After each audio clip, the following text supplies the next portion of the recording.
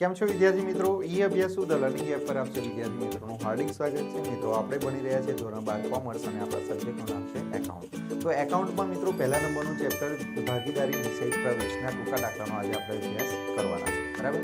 તો મિત્રો અહીંયા ટોટલ બે રીતના દાખલાનો આપણે અભ્યાસ કરીશું. એક પ્રથમ રીત તમારી એ છે કે તમારી પેઢીનો જે નફો થયો હોય એ નફો જે પ્રમાણમાં વેચવાનો હોય એની કરતાં તમે ખોટા પ્રમાણમાં વેચી દો. તો એના માટે તમારે કઈ ભૂલ સુધારણા નોંધ બનાવવી પડે. અને બીજી રીત તમારી એવી છે કે મૂડી પર વ્યાજ ગણવાનું રહી જાય, તો એને સુધારવા માટે તમારે કઈ ભૂલ સુધારણા નોંધ કરવી પડે. બરાબર છે? તો સૌથી પહેલા આપણે જોઈએ પહેલો દાખલો.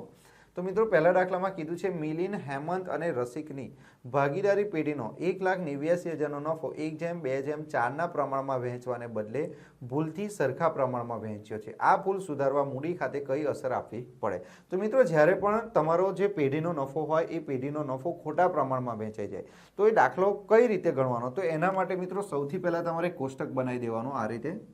અહીં ધ્યાન આપજો, એનું કારણ પણ સમજાવીશ અને દાખલો કઈ રીતે ગણાય એ પણ હું તમને સમજાવી દઉં છું. તો આ રીતે કોષ્ટક બનાવી દેવાનું. એમાં સૌથી પહેલા તમારે લખી દેવાનું મિત્રો અહીંયા વિગત. અહીંયા ભાગીદારના નામ લખી નાખવાના. સૌથી પહેલા કયો ભાગીદાર છે? તો કે મિલિંદ. બીજા નંબરનો ભાગીદાર કોણ છે? તો કે હેમંત. અને ત્રીજા નંબરનો ભાગીદાર આપણો છે રસિક. હવે મિત્રો અહીંયા તમારા દાખલામાં એવું કીધું છે કે તમારો જે નફો જે છે એ પેઢીનો નફો કેટલો છે? ટોટલ 1,89,000. તો 1,89,000નો નફો જે છે એ ખોટા પ્રમાણમાં વેચાઈ ગયો. તો મિત્રો તમારે સૌથી પહેલા તમારે અહીંયા લખી દેવાનું સાચા પ્રમાણમાં વહેંચણી. કયા પ્રમાણમાં? સાચા પ્રમાણમાં વહેંચણી. સાચા પ્રમાણમાં નફાની વહેંચણી. નફાની વહેંચણી. બરાબર? સૌથી પહેલા તમારો જે નફો હોય એને તમે સાચા પ્રમાણમાં વેચી નાખો. બરાબર? તો તમારું સાચું પ્રમાણ કયું? તો અહીંયા જો શું કીધું છે? મિલિંદ, હેમંત અને રસિકની ભાગીદારી પેઢીનો 1,89,000 નફો 1:2:4ના પ્રમાણમાં વહેંચવાને બદલે ભૂલથી કયા પ્રમાણમાં વેચાઈ ગયું? સરખું પ્રમાણ. તો મિત્રો ભૂલથી સરખા પ્રમાણમાં વેચાઈ ગયું. ખરેખર તમારે કયા પ્રમાણમાં વેચવાનું હતું? 1:2:4. તો મિત્રો 1:2:4 એ તમારું સાચું પ્રમાણ છે. તો સાચા પ્રમાણમાં આપણે વહેંચણી કરીએ તો એનું પ્રમાણ છે 1:2:4. તો મિત્રો તમારે આ પ્રમાણમાં તમારે નફો વેચવાનો હતો. બરાબર છે? પણ ભૂલથી કયા પ્રમાણમાં વેચાઈ ગયું? તો અહીંયા આપણે લખી દઈએ ખોટા પ્રમાણમાં વહેંચણી. ખોટા પ્રમાણમાં નફાની વહેંચણી. ખોટા પ્રમાણમાં નફાની વહેંચણી. તો મિત્રો ખોટું પ્રમાણ કયું છે? તો ખોટું પ્રમાણ સરખું છે. સરખું એટલે 1:1:1. તો મિત્રો સમજો આની પાછળના કારણ, લોજિક શું છે એ બધું તમને સમજાવીશ. બરાબર? આપણે ગોખણપટ્ટી નથી કરવાની. જો ગોખણપટ્ટી કરશો તો પરીક્ષામાં બની શકે તમારું ખોટું થઈ જાય. બરાબર? તો અહીંયા સૌથી પહેલા સાચા પ્રમાણમાં આપણે વહેંચણી કરીએ તો આપણો નફો કયો છે? તો આપણો નફો છે 1,89,000. તો મિત્રો 1,89,000ને આપણે કઈ રીતે વેચીશું? તો અહીંયા ધ્યાન આપજો, 1,89,000ને આપણે વેચવા હોય તો આ રીતે વેચી શકાય. 1,89,000. સૌથી પહેલા આપણે કોની વહેંચણી કરીએ? મિલિંદની. તો મિલિંદનું પ્રમાણ કેટલું કહેવાય? 1. તો અહીંયા લખવાનો 1 છેદમાં ટોટલ કરો 4 ને 2 6 ને 1 7. તો છેદમાં કેટલા લખી દેવાના? 7. તો આ કોનું વહેંચણી થઈ? તો કે મિલિંદની. મિલિંદ પછી કોણ છે? હેમંત. તો હેમંતનું પ્રમાણ કેટલું છે? 2. તો પહેલા પેઢીનો નફો લખી નાખવાનો 1,89,000 અને એમનું પ્રમાણ કેટલું છે? 2 છે. તો 2ના છેદમાં કુલ પ્રમાણ કેટલું લખી દેવાનું? 7. બરાબર? જો 4 ને 2 6 ને 1 કેટલા? 7. તો 7 છેદમાં લખવાના. બરાબર? રસિકની વાત કરીએ તો ટોટલ નફો કેટલો છે? 1,89,000 અને રસિકનું પ્રમાણ કેટલું છે? અહીંયા 4. તો 4ના છેદમાં કેટલા લખવાના? 7. તો મિત્રો અહીંયા કરો કેટલો જવાબ આવશે? તો 1,89,000 1,89,000 બરાબર ભાગ્યા કેટલા કરવાના? 7. તો મિત્રો અહીંયા આવશે 27,000. અહીં કેટલા આવશે? 27,000. અને અહીંયા એનાથી ડબલ 27 દુ 54,000. બરાબર? અને અહીંયા આવશે 1,08,000. બરાબર? તો મિત્રો આ નફાની વહેંચણી થઈ ગઈ. ચાલો આ જે નફો વહેંચ્યો એ કોનો નફો હતો? તો કે આ તમારો નફો હતો, મિલિંદનો નફો હતો. આ કોનો નફો હતો? હેમંતનો નફો હતો. બરાબર છે? અને છેલ્લો કોનો નફો હતો? તો કે રસિકનો નફો હતો. બરાબર છે? તો મિત્રો નફાની વહેંચણી તમે કરી નાખી કેટલા? તો કે 27,000. બરાબર? ત્યાર પછી 54,000. 54,000 અને ત્યાર પછી કેટલા આવશે? તો કે 1,08,000. આ કયા પ્રમાણમાં વહેંચણી કરી? સાચા પ્રમાણમાં. હવે આપણે ખોટા પ્રમાણમાં વહેંચણી કરીશું. તો મિત્રો ખોટું પ્રમાણ કયું છે? 1:1:1 એટલે સરખું પ્રમાણ. તો 1,89,000 1,89,000નો જે નફો છે એને 3 ભાગીદારો વચ્ચે સરખા પ્રમાણમાં વહેંચવાનો. તો ભાગ્યા કેટલા કરવા પડે? 3. તો 1,89,000 ભાગ્યા 3 કરીએ એટલે દરેક ભાગીદારના ભાગ કેટલા રૂપિયા આવશે? તો કે 63,000 આવશે. બરાબર. અના ભાગ પણ 63,000, બના પણ ને રસિકના પણ. મિત્રો હવે સમજો, હવે શું થશે તે ધ્યાન આપો. તો મિત્રો જે સાચા પ્રમાણમાં વહેંચણી કરી છે એને તમારે પ્લસનું ચિહ્ન આપવાનું અને ખોટા પ્રમાણમાં જે વહેંચણી કરી છે તેને તમારે માઇનસનું ચિહ્ન આપવાનું. બરાબર. આટલી વસ્તુ તમને ખબર પડી. જ્યારે પણ તમે સાચા પ્રમાણમાં નફાની વહેંચણી કરો તો એને પ્લસનું ચિહ્ન આપી દેવાનું અને ખોટા પ્રમાણમાં વહેંચણી કરો તો એને માઇનસનું ચિહ્ન આપવાનું. બરાબર છે. ચલો હવે આપણે બાદ બાકી કરીએ. આ પ્લસ છે ને આ માઇનસ છે તો કેટલા થશે? જો 27,000 માઇનસ 63,000. તો અહીંયા મિત્રો માઇનસમાં તમારો જવાબ આવશે કેટલો? 36,000. માઇનસમાં તમારો જવાબ કેટલો આવશે? 36,000. અહીંયા કરીએ આપણે 54,000 માઇનસ 63,000. તો અહીંયા પણ તમારો જવાબ માઇનસમાં આવશે કેટલો? તો કે 9,000. અને આની વાત કરીએ આપણે તો 1,08,000 માઇનસ કેટલા? 63,000. તો મિત્રો અહીંયા તમારો જવાબ આવશે 45,000. પણ 45,000 કેવા આવશે? પ્લસ આવશે. હવે મિત્રો જે માઇનસમાં આવ્યા છે, હવે તમારે ભૂલ સુધારણા નોંધ બનાવવી હોય તો એ કેવી રીતે બને? તો અહીંયા તમારે લખી દેવાનું ભૂલ સુધારણા નોંધ. ભૂલ સુધારણા નોંધ. મિત્રો ભૂલ સુધારણા નોંધ તમારે બનાવવી હોય તો એ સિમ્પલ વસ્તુ, જે માઇનસ છે તેને ઉધાર કરવાનું. યાદ રાખજો મિત્રો, જે માઇનસ છે તેને તમારે શું કરી દેવાનું? ઉધાર કરી દેવાનું. જે માઇનસ છે તેને તમારે ઉધાર કરી દેવાનું અને જે પ્લસ છે તેને તમારે જમા કરી દેવાનું. બરાબર છે. તો સૌથી પહેલાં તમારી આમ નોંધ કેવી બનશે? તો તમારી આમ નોંધ બનશે મિલિનના મૂડી ખાતે ઉધાર. મિલિનના મૂડી ખાતે, મૂડી અથવા ચાલુ ખાતે ઉધાર. ચાલુ ખાતે ઉધાર. ચલો આ પણ શું થશે? માઇનસ છે તો અહીંયા શું લખવાનું? હેમંત. હેમંતના મૂડી અથવા ચાલુ ખાતે ઉધાર. મૂડી અથવા ચાલુ ખાતે શું કરી દેવાનું? ઉધાર. મૂડી ખાતે કઈ અસર આપવી પડશે એવું કીધું છે ને, તો પછી ચાલુ ખાતું લખવાની કોઈ જરૂર નથી. તમને કીધું છે મૂડી ખાતે કઈ અસર આપવી પડશે, એટલે મિલિનના મૂડી ખાતે ઉધાર, હેમંતના મૂડી ખાતે ઉધાર. તે કોણ છે? રસિક. તો રસિકના મૂડી ખાતે જમા. રસિકના મૂડી ખાતે જમા. તો અહીં કેટલા થશે? તો અહીંયા જોઈ લો મિત્રો, અહીં 36,000 રૂપિયા થાય, અહીં 9,000 રૂપિયા થશે અને અહીંયા કેટલા થશે? 45,000 રૂપિયા થશે. બરાબર. પછી તમારે બાબત જે લખવાનું, બાબત જે પેઢીનો નફો ખોટા પ્રમાણમાં વેચ્યો, ખોટા પ્રમાણમાં વહેંચ્યો હતો તેની ભૂલ સુધારણા નોંધ કરી તેના. બસ આટલું તમે પરીક્ષામાં લખીને આવો એટલે તમને પૂરા માર્ક્સ મળે. તો મિત્રો સૌથી પહેલાં તમારે શું કરવાનું કે તમારો જે નફો હોય એ જે પ્રમાણમાં વેચવાનો હોય એની કરતાં ખોટા પ્રમાણમાં વેચાઈ જાય. તો તમારે શું કરવાનું? સૌથી પહેલાં સાચા પ્રમાણમાં નફાની ફાળવણી કરવાની.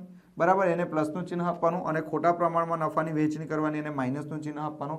પ્લસ માઇનસ કરો, માઇનસમાં જવાબ આવે તો ઉધાર કરો અને પ્લસમાં જવાબ આવે તો જમા કરો. પણ હવે આપણને પ્રશ્ન એવું થાય કે સર આ તો ગોખણ પટ્ટી થાય કે આને પ્લસ કરી દો અને માઇનસ કરી દો, પણ કેમ પ્લસ કરવાનું, કેમ માઇનસ કરવાનું? તો મિત્રો એક વસ્તુ સમજો, અહીંયા સમજો કે તમારો જે નફો હતો, બરાબર, એક વસ્તુ યાદ રાખો મિત્રો, અહીંયા તમારી પાસે મૂડી હોય, તમે 11મા ધોરણમાં ભણી ગયા છે કે તમારી પાસે જે મૂડી હોય, બરાબર, એ મૂડીની રકમમાં તમારો નફો શું કરવો પડે? પ્લસ કરવો પડે. શું કરવો પડે? પ્લસ કરવો પડે. અને તમને ખબર છે મૂડીની કઈ બાકી હોય? જમા. અને નફાની પણ કઈ બાકી હોય? જમા. મિત્રો આટલું તો ખબર છે ને કે મૂડીની પણ જમા બાકી હોય અને નફાની પણ જમા બાકી હોય. હવે તમે સમજવાનો પ્રયત્ન કરજો મિત્રો, હવે સમજવાનો પ્રયત્ન કરો. તમે શું થયું તો કે 1,89,000 રૂપિયાનો જે નફો થયો, 1,89,000નો જે નફો થયો એ નફાને ભૂલથી તમે કેવી રીતે વેચી દીધા? તો કે 63,000 રૂપિયા કોનામાં વેચી દીધા? મિલિનમાં. સમજો, મિલિનમાં 63,000 વેચી દીધા. બરાબર. હેમંતમાં તમે કેટલા વેચી દીધા? હેમંતમાં પણ 63,000 રૂપિયા તમે વેચી દીધા. હેમંતમાં પણ તમે 63,000 રૂપિયા વેચી દીધા. અને રસિકમાં પણ તમે કેટલા રૂપિયા વેચી દીધા? 63,000 તમે રસિકમાં પણ વેચી દીધા. તો મિત્રો આ જે નફો છે એ મૂડીમાં શું થઈ ગયો હશે? પ્લસ થઈ ગયો હશે. મારી વાત સમજવાનો પ્રયત્ન કરો કે તમારો જે 1,89,000 રૂપિયાનો જે નફો હતો એ 1,89,000 રૂપિયાનો નફો તમે મૂડીમાં શું કર્યો હશે? પ્લસ કર્યો હશે. કેવી રીતે?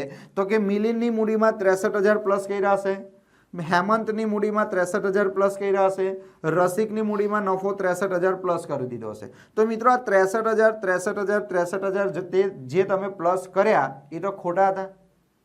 તમારે 63,000 રૂપિયા પ્લસ નતા કરવાના, પણ તમે 63,000 રૂપિયા શું કરી દીધા? પ્લસ. એટલા માટે એને 63,000 ને શું કરી દેવા પડશે? માઇનસ કરવા. એટલા માટે 63,000 ની આગળ તમે કયું ચિહ્ન આપ્યું? માઇનસનું. બરાબર છે. બીજી વસ્તુ તો કે અહીંયા પ્લસનું ચિહ્ન કેમ આપ્યું? તો મિત્રો આ નફો તમારો ખોટો છે. 63,000 રૂપિયાને પ્લસ નતા કરવાના. 63,000 ની જગ્યા પર કેટલા રૂપિયા પ્લસ કરવાના હતા? 27,000. ચલો, હેમંતના ભાગ કેટલા રૂપિયા પ્લસ કરવાની જરૂર હતી? 54,000. કેમ કે આ સાચો નફો છે. ચાલો, આ જે મિલિન છે, મિલિનનો સાચો નફો કેટલો? 27,000. તો મૂડીમાં 27,000 રૂપિયાનો નફો પ્લસ કરવાનો હતો. આ જે હેમંત છે, હેમંતમાં 54,000નો નફો પ્લસ કરવાનો હતો. અને રસિકમાં 1,08,000 રૂપિયાનો નફો શું કરવાનો હતો? પ્લસ કરવાનો હતો. પણ બરાબર છે. તો પરંતુ આ પ્લસ આપણે નતો કર્યો, એની જગ્યા પર કેટલા પ્લસ કરી દીધા? 63,000, 63,000, 63,000. તો આ 63,000 થોડા પ્લસ કરવાના હતા? નતા કરવાના. તોય તમે પ્લસ કર્યા એટલે તમારે અહીં શું કરવું પડે? માઇનસ. અને પછી સાચો નફો તમારે મૂડીમાં શું કરવો પડે? પ્લસ. બરાબર છે. એટલે મિત્રો અહીં પ્લસનો મતલબ થાય જમા. પ્લસનો મતલબ શું થાય? જમા. તો આ બધું શું છે? જમા છે. સમજો મિત્રો, પહેલા દાખલામાં સમજાઈશ. ને માઇનસનો મતલબ શું થાય? ઉધાર. માઇનસનો મતલબ શું થાય? ઉધાર. તો અહીંયા ઉધાર થશે. બરાબર. હવે તમે અહીંયા બાદબાકી કરી કે 27,000 અને 63,000, આ બેમાંથી કોણ વધારે છે? 63,000. તો 63,000 ની જગ્યા પર ઉધાર છે એટલે અહીં ઉધાર થયા. આ બેમાંથી મોટું કોણ? 63,000. તો 63,000 ઉધાર છે એટલે ઉધાર. આ બેમાંથી મોટું કોણ? 1,08,000. તો એ જમા છે. તો જમા કેટલા? 45,000. બરાબર. તો પહેલો દાખલો તમારો અહીંયા કમ્પ્લીટ થાય છે. બીજો દાખલો જુઓ.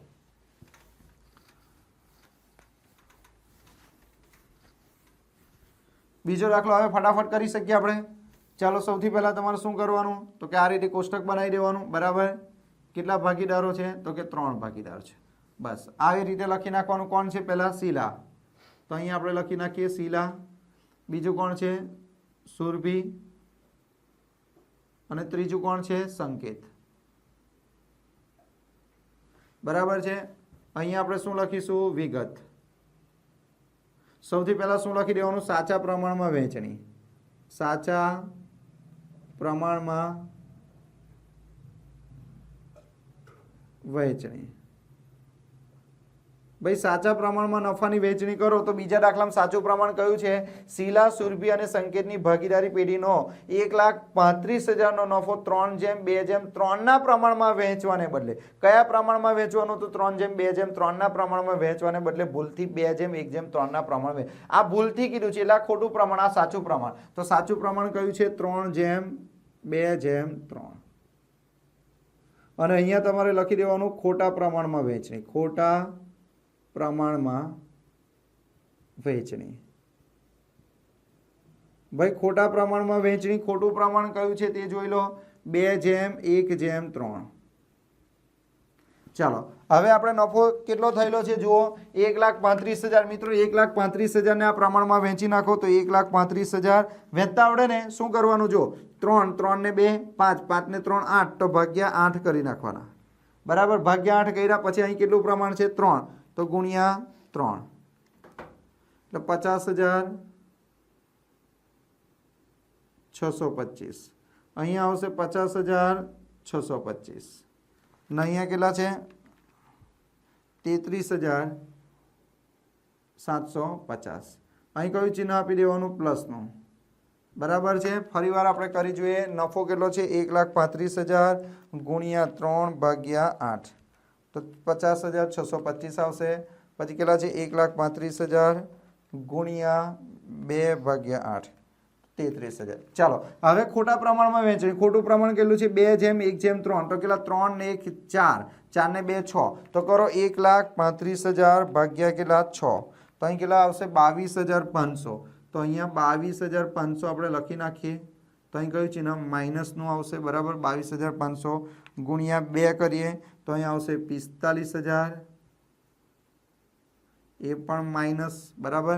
તો 22,500 ગુણ્યા 3 કરીએ તો અહીંયા આવશે 67,500. 67,500. તો મિત્રો તમારે કશું જ કંઈ કરવાનું નથી. સૌથી પહેલાં લખી દેવાનું સાચા પ્રમાણમાં વહેંચણી અને અહીં લખવાનું ખોટા પ્રમાણમાં વહેંચવાની. સાચા પ્રમાણમાં જે વહેંચણી છે ત્યાં પ્લસનું ચિહ્ન આપવાનું, ખોટા પ્રમાણમાં માઇનસનું ચિહ્ન આપવાનું. હવે તમારે આની બાદબાકી કરી દેવાનું. કયું વધારે કોણ આવે છે જુઓ, 50,625 માઇનસ 45,000. તો મિત્રો અહીંયા આવશે તમારો પ્લસ, જવાબ આવશે 5625. ચાલો બીજામાં કરો કેટલા છે, 33,750 માઇનસ 22,500. તો અહીંયા આવશે 11,250. એ પણ કેવા પ્લસ. ચાલો અહીંયા કરો કેટલા છે, 50,625 માઇનસ કેટલા થશે, 67,500. તો અહીંયા થશે 16,875 પણ કેવા માઇનસ. તો મિત્રો જે માઇનસ છે તેને ઉધાર કરો, જે પ્લસ છે તેને જમા કરો. તો અહીંયા આપણે લખીએ ભૂલ સુધારણા નોંધ. ભૂલ સુધારણા નોંધ. ચલો ભૂલ સુધારણા નોંધમાં કોને ઉધાર કરવાનું, સંકેતને, કેમ કે સંકેતનો જવાબ કેવો છે, માઇનસમાં છે. તો અહીંયા તમારે લખી દેવાનું સંકેતના મૂડી ખાતે ઉધાર. સંકેતના મૂડી ખાતે ઉધાર કેટલા, 16,875. તે કોણ છે, શીલા. તો અહીં લખવાનું શીલાના મૂડી ખાતે જમા. મૂડી ખાતે જમા. શીલાના મૂડી ખાતે જમા કેટલા, 5625. બીજું કોણ છે, સુરભી. તે સુરભીના મૂડી ખાતે જમા. સુરભીના મૂડી ખાતે જમા 11,250. બાબત જેમાં લખવાનું ખોટા પ્રમાણમાં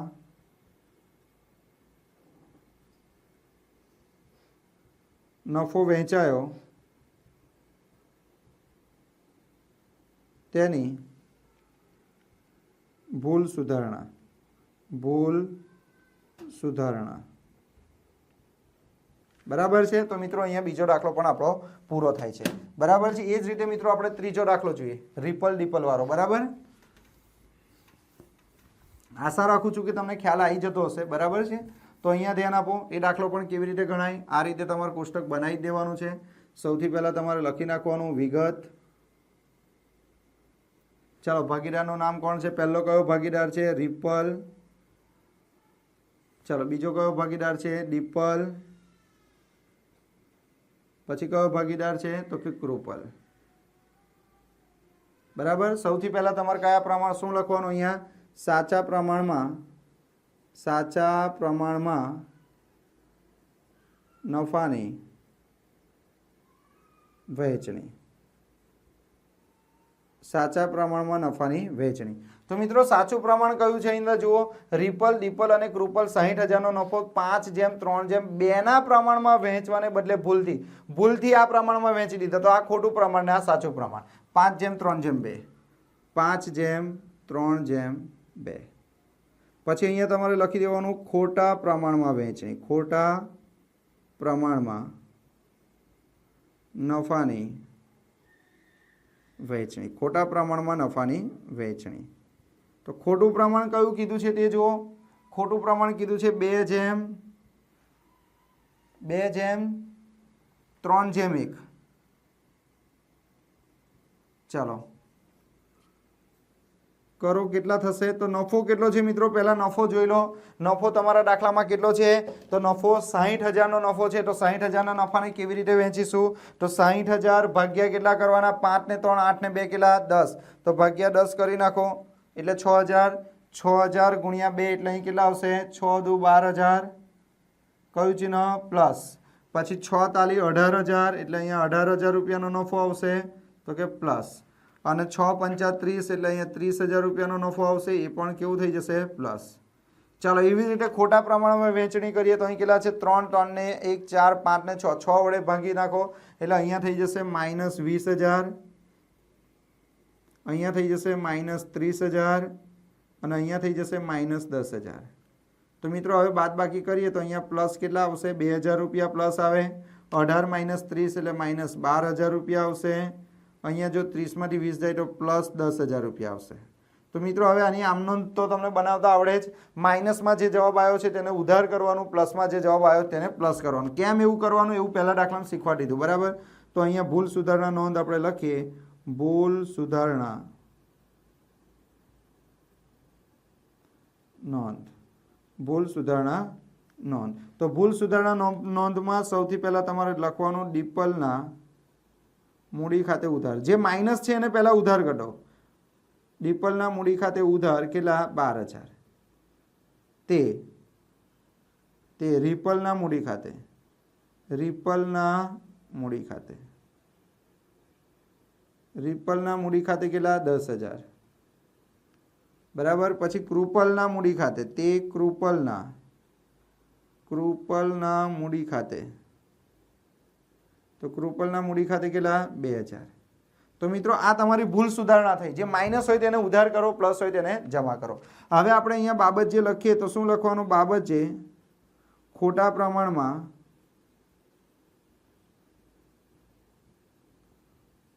નફો વહેંચેલ જેની ભૂલ સુધારણા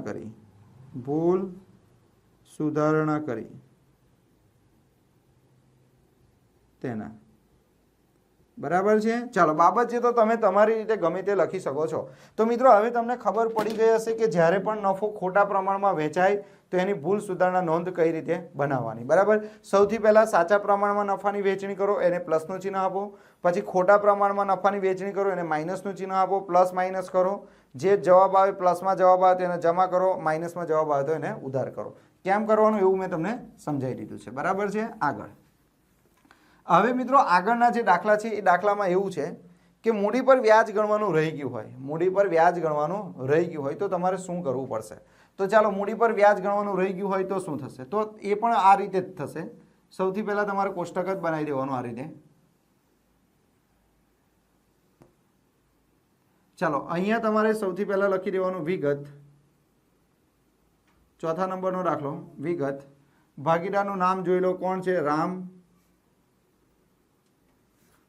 લક્ષ્મણ અને સીતા. અને અહીંયા તમારે લખી દેવાનું કુલ. આ ભૂલતા નહીં, કુલ. બરાબર. હવે આ દાખલો કેવી રીતે કરવાનો? મિત્રો મૂડી પર વ્યાજ ગણવાનું રહી ગયું. જો વાંચો શું કીધું છે.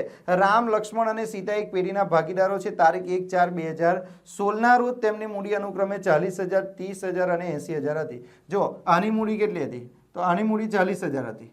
અહીં આપણે લખીએ રામ, તો રામની મૂડી કેટલી હતી? તો રામની મૂડી હતી 40,000. રામની મૂડી કેટલી હતી? 40,000. ચાલો, અહીં આપણે લખીએ લક્ષ્મણ. ભાઈ લક્ષ્મણની મૂડી કેટલી હતી? તો લક્ષ્મણની મૂડી 30,000 હતી. બરાબર. સીતા, ચાલો સીતાની મૂડી કેટલી હતી? તો અહીંયા આપણે લખીએ સીતા.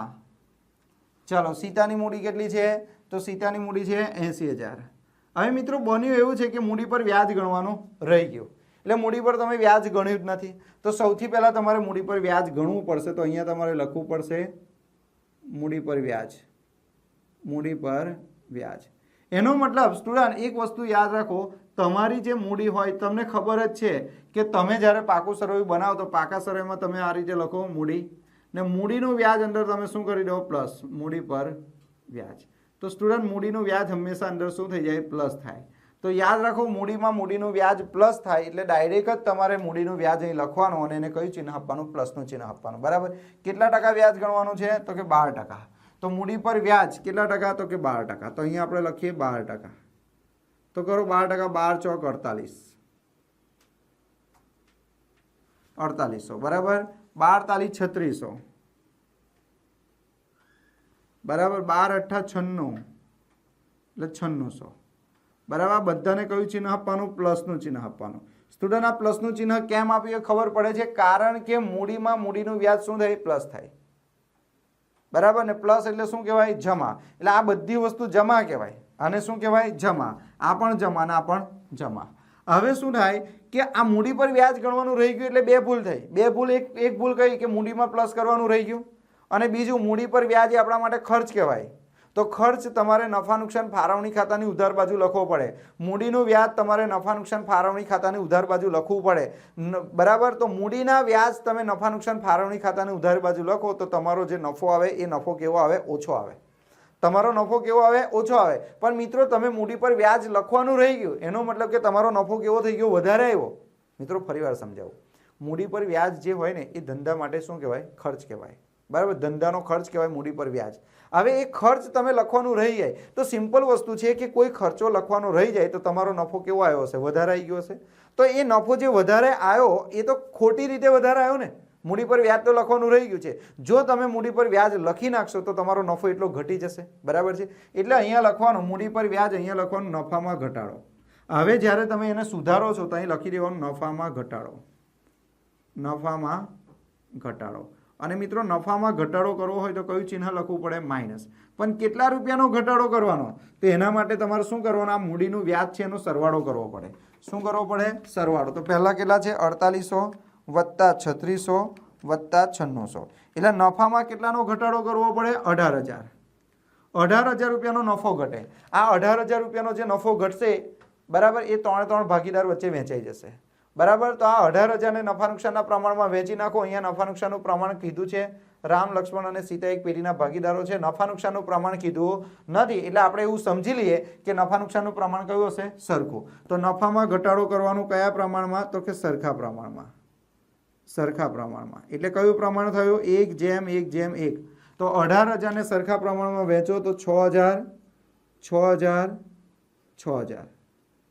અહીંયા માઇનસ 18000, અહીંયા પ્લસ, એટલે અહીંયા ડેશ. અહીંયા કરો 4800 માંથી બાદ 6000 જાય તો માઇનસ કેટલા? 1200. 3600 માંથી 6000 કરો માઇનસ કેટલા થાય? 2400. નહીં કેટલા આવશે? પ્લસ 3600. તો ભૂલ સુધારણા આમ નોંધ કેવી રીતે બને? અહીં ધ્યાન આપજો. ભૂલ સુધારણા આમ નોંધ.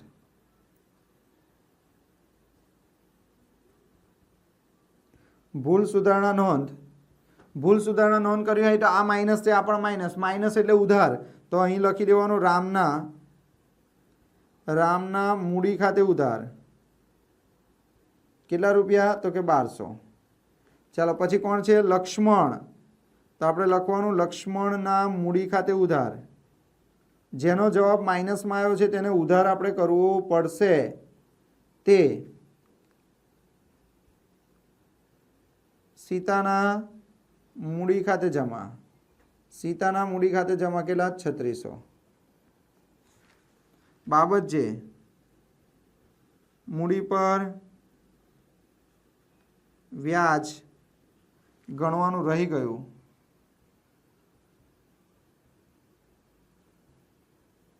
તેની ભૂલ સુધારણા. તેની ભૂલ સુધારણા. બરાબર છે?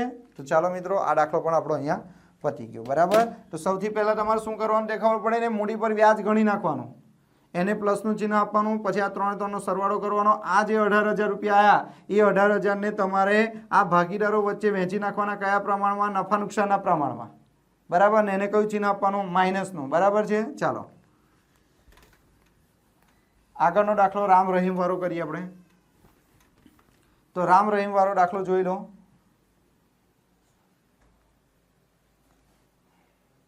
એક કામ કરીએ, આ દાખલો જે છે એ તમારી ચોપડીનો જ છે, એ તમે જાતે પણ કરી શકો છો. ચલો એક કામ કરો, હું જ કરાવી દઉં, બરાબર છે? પાછો કદાચ તમને પ્રોબ્લેમ થાય. એટલે આ રીતે પહેલાં તો કોષ્ટક બનાવી દેવાનું તમારે.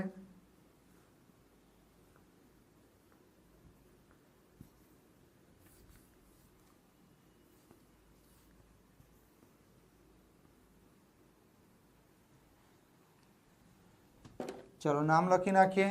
પહેલો કોણ છે? રામ. પછી બીજો કોણ છે? રહીમ. પછી કોણ છે? ઈસુ. અને અહીંયા શું લખી દેવાનું? કુલ. બરાબર? અહીંયા તમારે લખી દેવાનું વિગત. ચાલો મૂડી લખીએ. રામની મૂડી. રામ, રહીમ અને ઈસુ એક પેઢીના ભાગીદારો છે. 1/4/2016 રોજ તેમની મૂડી અનુક્રમે કેટલી હતી? રામની 60000, રહીમની કેટલી? 40000 અને ઈસુની કેટલી? તો કે 50000. ચાલો મૂડી પર વ્યાજ ગણવાનું રહી ગયું એવું કીધું છે. જો શું કીધું છે? વર્ષના અંતે નફાની વહેંચણી કર્યા પછી માલુમ પડ્યું કે મૂડી પર 6% લેખે વ્યાજ ગણવાનું રહી ગયું છે. તો સૌથી પહેલા તમારે લખી નાખવાનું અહીંયા મૂડી પર વ્યાજ કેટલા ટકા? તો 6%. 6%, 6 છંગ 36 એટલે 3600. મૂડી પર વ્યાજ શું કરી દેવાનું? પ્લસ. 6 ચોક 24 એટલે 2400. ચાલો અહીં કરો 6 પંચા 30 એટલે 3000. ટોટલ કરી નાખો 3 ને 3 6 ને 3 9000. 9000 રૂપિયા થયા. બરાબર. હવે અહીંયા શું લખવાનું? નફામાં ઘટાડો. નફામાં ઘટાડો. તો અહીંયા તમારે નફામાં ઘટાડો કરવાનો. તો મિત્રો એક વસ્તુ યાદ રાખો, નફામાં તમે જે ઘટાડો કરશો એમાં આ જે તમારા 9000 રૂપિયા કુલ આવ્યા ને, તો 9000 રૂપિયાને તમારે રામ, રહીમ અને ઈસુ વચ્ચે નફા નુકસાનના પ્રમાણમાં વહેંચવાનું. તો મિત્રો અહીંયા તમારે રામ, રહીમ અને ઈસુનું નફા નુકસાનનું પ્રમાણ કયું છે જોવાનું. તો નફા નુકસાનનું પ્રમાણ આપ્યું નથી, તો નફા નુકસાનનું પ્રમાણ આપણે સરખું લઈ લેવાનું. કયું પ્રમાણ લઈ લેવાનું? સરખું. 1:1:1. બરાબર. આ સરખા પ્રમાણ. તો આ 9000 રૂપિયાને તમારે આ પ્રમાણ વહેંચવાનું. તો આ પ્રમાણ કયું છે? સરખું. તો 9000 ને 3 ભાગીદારો વચ્ચે સરખા પ્રમાણ વહેંચે તો કેટલા રૂપિયા ભાગ આવે? 3000 અને 3000 અને માઇનસ 9000. ચલો હવે આપણે બાદ બાકી કરીએ તો અહીં કેટલા થઈ જશે? ડેશ. અહીં કેટલા થઈ જશે? ડેશ. અહીંયા માઇનસ કેટલા આવશે? 600 અને અહીંયા પ્લસ કેટલા આવશે? 600. હવે તમને આમ નોંધ બનાવતા આવડે. જે માઇનસમાં જવાબ આવ્યો તેને ઉધાર કરો અને રામનો પ્લસમાં જવાબ છે તો એને જમા કરો. તો ભૂલ સુધારણા નોંધ આપણે અહીંયા લખી નાખીએ. ભૂલ સુધારણા નોંધ.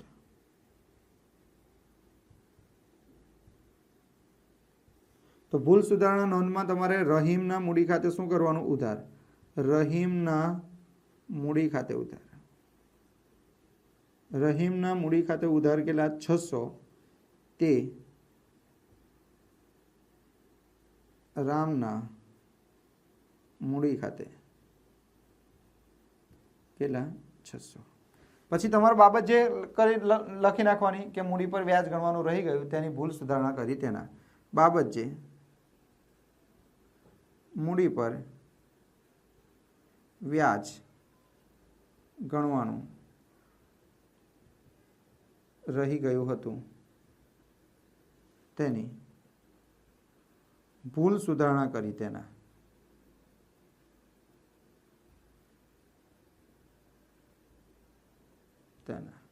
બરાબર છે. તો મિત્રો આપણો આ દાખલો પણ પતી ગયો. હવે છેલ્લો દાખલો જોઈએ આપણે, આજુબાજુ અને કાજુવાળો. ચાલો એમાં પણ ફટાફટ આપણે કોષ્ટક બનાવી દઈએ.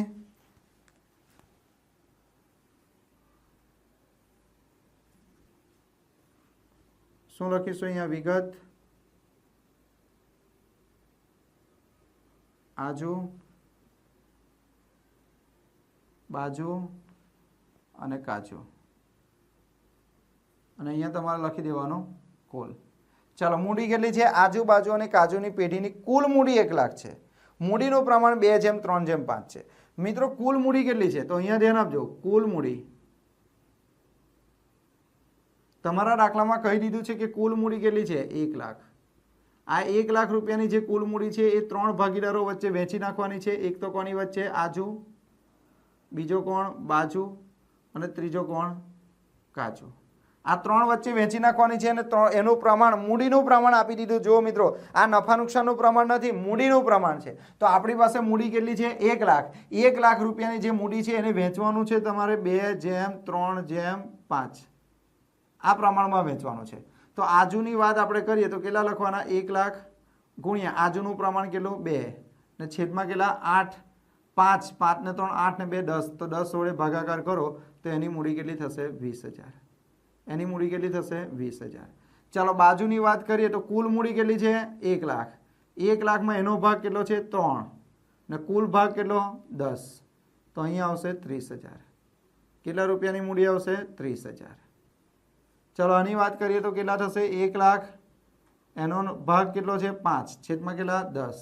એટલે અહીં કેટલા આવશે? 50,000. બધાની મૂડી આપણે શોધી નાખી. એટલે અમુક વાર ગૂંચવવા માટે તમને કુલ મૂડી આપી દીધી હોય તો મૂડીને પહેલાં તો આજુબાજુ અને કાજુ વચ્ચે વહેંચી નાખી. તો આજુની મૂડી કેટલી આવી? 20,000. બાજુની કેટલી આવી? તો કે 30,000. અને કાજુની કેટલી આવી? તો કે 50,000. બરાબર. હવે સૌથી પહેલાં આપણે અહીંયા લખી નાખીએ મૂડી પર વ્યાજ.